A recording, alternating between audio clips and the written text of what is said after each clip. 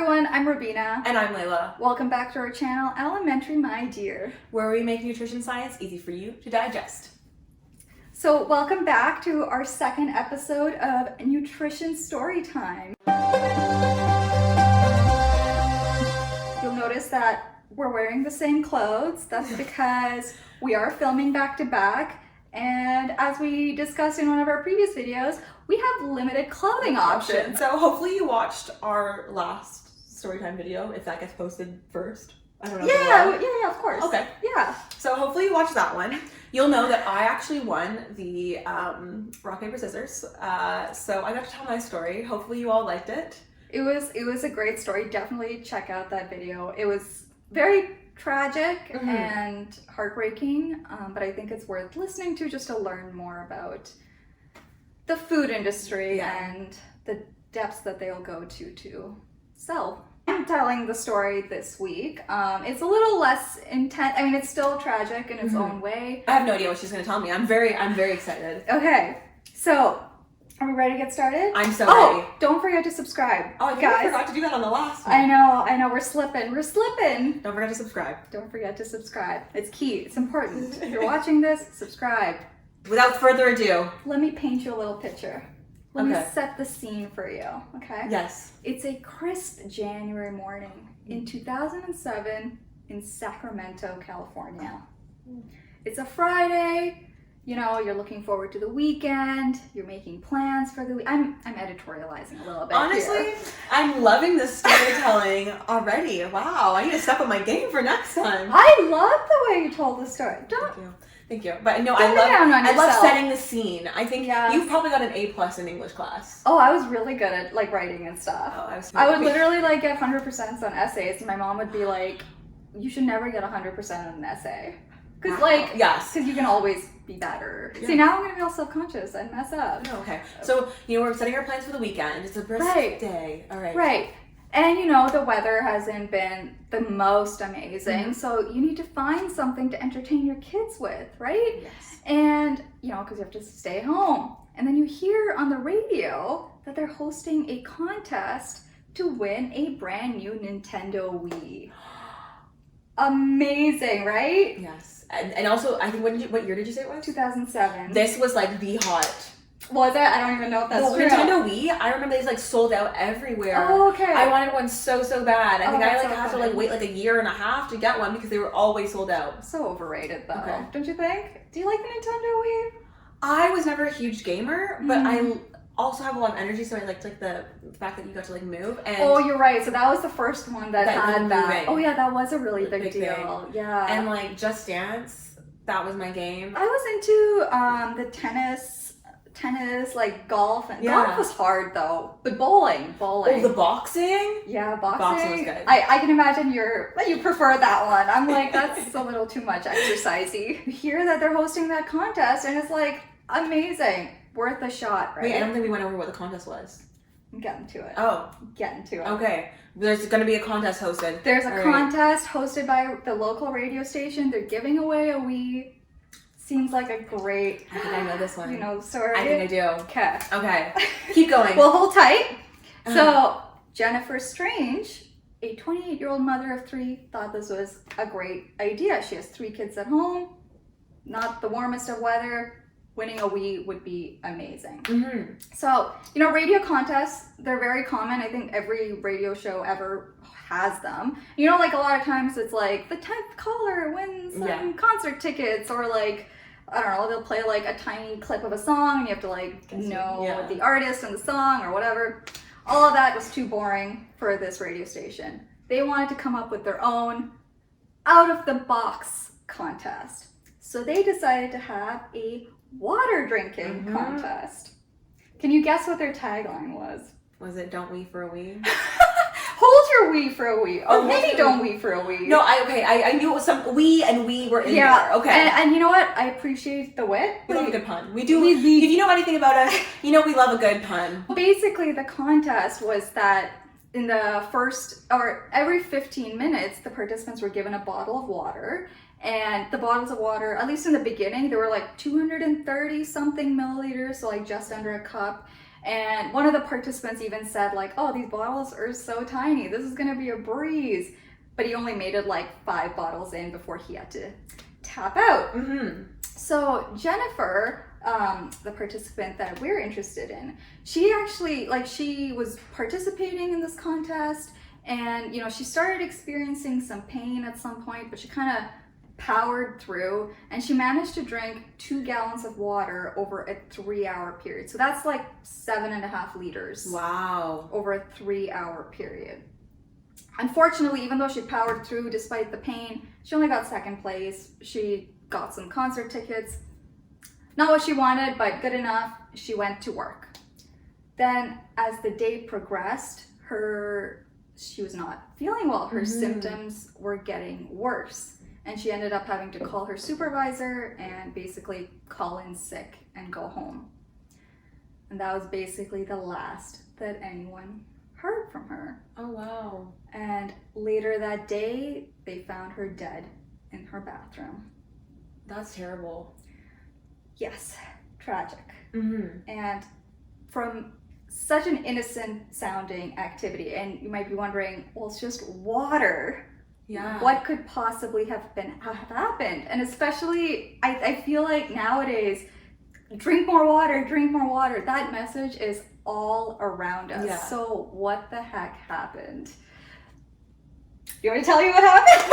I don't know. I'm like, what did happen? No, like overhydration. Yes, or water intoxication, which, believe it or not, is a thing. This is like what we always talk about. Too much of a good thing can be a bad thing. I think this is one of those examples. This is the epitome of that, basically. Yeah.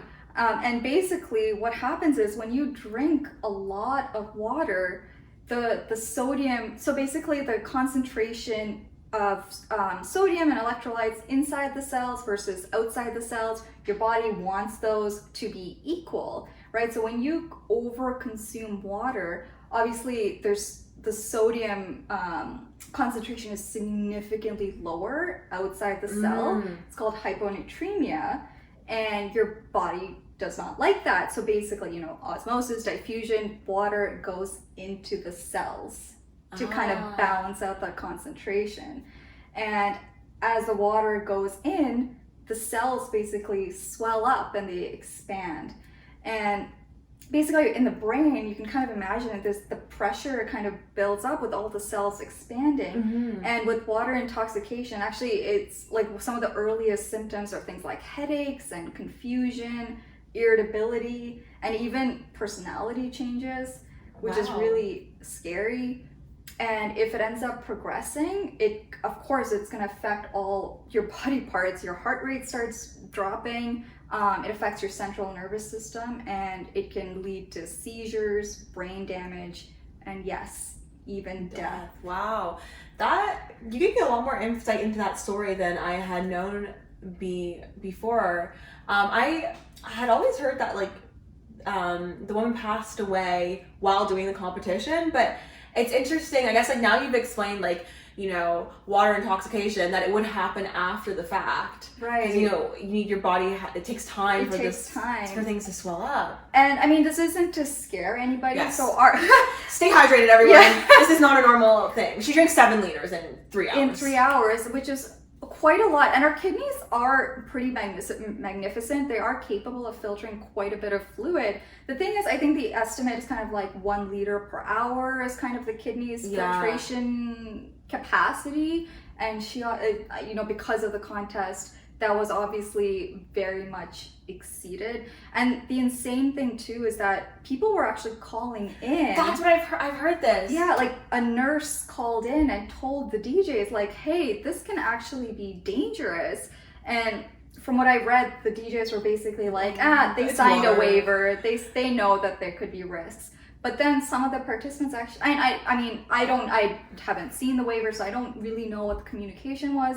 But some of the participants did say that the specific risks were not actually communicated. Even with the calls coming in, I don't know, the participants may have been in a different room during the contest. You're not always listening to the radio. No, exactly. So there's some kind of dispute there about whether they were actually informed or not. I imagine that they probably weren't.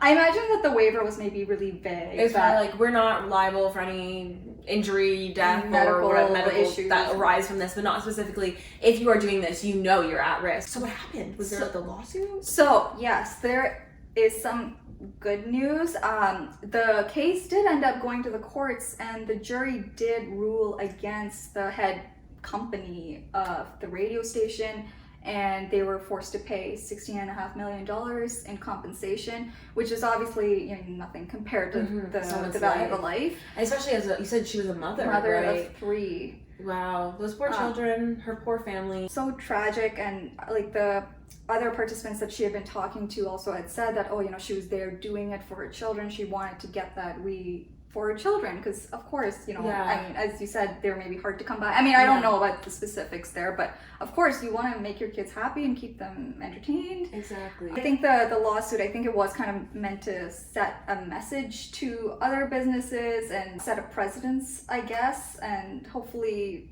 I mean, I think the story kind of stood out to me too, even though it was a while ago. I feel like on social media there's a lot of the messaging of drink more water, and sometimes it's like really arbitrary. It seems arbitrary to me, the amount of water that's being recommended. Have you heard of the 75 hard challenge? Oh, I have heard of this. Yes. Yeah. I forget what was the water that they were saying. It was 2 gallons. It's either 1 gallon. I think it might be 1 gallon, which is like 4 liters, which is like over the recommendation. And the thing with that, so it's a 75 hard challenge, and I'll admit I haven't I think there's a book. I haven't actually read the book, so I'm just gonna be parroting what I've heard. I've just seen it on TikTok, so I've just seen it on Instagram, so I'm just gonna be repeating what I've heard people say about it. But there are basically a number of things that people are supposed to do every single day when they're doing this challenge. Things like 2 workouts a day, 2 45-minute workouts a day. 1 inside, 1 outside. 1 has to be outdoors, no matter the weather. You have to read, Read either 10 pages or for 10 minutes, something like that. And then drink water too. And the weird thing is that it has to be plain water, which... With like no lemon? Or like... No, like if you drink, because generally speaking, the fluid recommendations, coffee, tea, anything that's liquid at room temperature counts as hydration. Yeah. Not for this dude. It has to, so if you drink coffee, if you drink tea, if you drink juice, if you drink pre-workout mixed in water, none of those things count. The water requirement is on its own. And it just makes me think, and again, not to scare people, I can imagine if it ends up, it's like 8 o'clock, 9 o'clock, you're like, oh, I haven't drank my water yet. Some people might, if people that are really motivated, really quickly, might do it really quickly. Also, with the 75-day hard, I'm pretty sure if you mess up one of the days, you have to start again. So you've been day like 69 and mess up and then have to restart or whatever it is. That whole challenge, again, I haven't read the books. I know there are people that are really into it. I just find it weird because it's a lot of technically health promoting behaviors, but it doesn't seem like the way it's structured is not sustainable. It's not health promoting. It's not health promoting. It's not sustainable. I feel like mental health as well. To put so much pressure on yourself to do something, I just don't think it's great. And the idea that if you mess up, you have to because you only did 1 45-minute workout. That's a screw up. In this, but from what I understand, I think the argument is that this is a mental challenge. It's about mental toughness. I don't know. Anyway, a lot of it seems very arbitrary. Wow. I'm just saying, water is important. Water is great, but you don't need to chug liters and liters of water. And also, I think I keep seeing people say oh, you should drink before you get thirsty, you should drink before you get thirsty. But your body's pretty good at regulating itself. It getting thirsty is okay, please drink some water, you can trust your body's cues, unless you're maybe a little older, because I think older people lose some of that thirst sensation. Yes, absolutely. But I agree. I see that messaging all the time that once you're thirsty, that means you're already dehydrated. You're dehydrated, and that's not even true.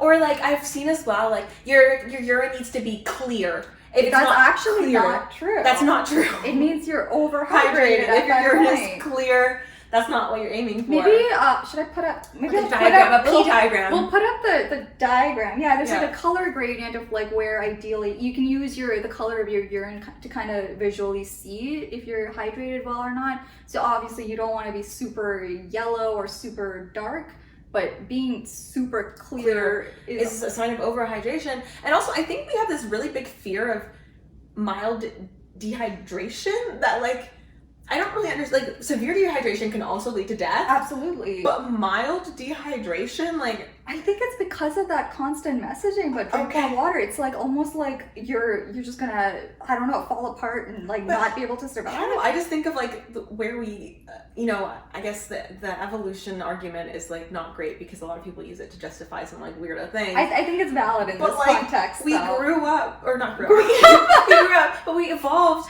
where there wasn't always water accessible in really hot climates. So being mildly dehydrated was a huge detriment. We wouldn't have made it this far. We would definitely not have made it. But anyway, drink water. Drink water when you're thirsty. Drink water when you're thirsty. If it's hot out, drink a little bit more water. If you're doing a lot of physical activity, drink more water. Because they're even like those chugging challenges. Do a chug, send a chug. What? I don't know. Tell me about these chugging challenges. It's like it's on Instagram. It's like it'll be like I'll take a story, like do an Instagram story where I'm like chugging water, and then I'll tag people and be like, now you chug water. It's like the ALS like ice bucket challenge. Exactly, but for hydration. It's interesting because I do know that for a lot of people don't enjoy drinking water. That's me. I don't like drinking water. I'll admit, and this hasn't been a problem in the last year since I've just been home, but when I'm generally out of my home all day, I do tend to